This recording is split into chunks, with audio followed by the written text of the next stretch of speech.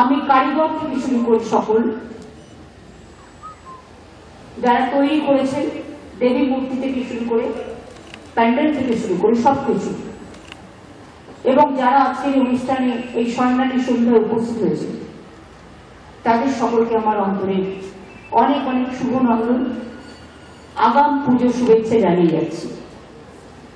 আমার যেহেতু টাইমে হয় না, সেই জন্য আমি প্যান্ডেল উদ্বোধনটা আজকে, যেমন সুশীতের এখানে এসেছি, তার আগে আমি হাতিবাজার তালাপত্রায় গেছিলাম।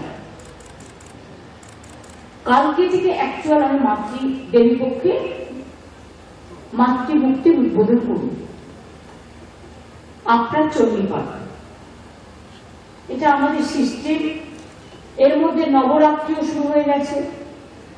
যারা নবরাত্রি করছেন তাদেরকেও আমার অনেক শুভেচ্ছা, কারণ তারাও 9টা দিন উপবাস করেন এবং এটাও তারা করে। তারা ভালো থাকুন, সুস্থ থাকুন, প্রাণবন্ত থাকুন।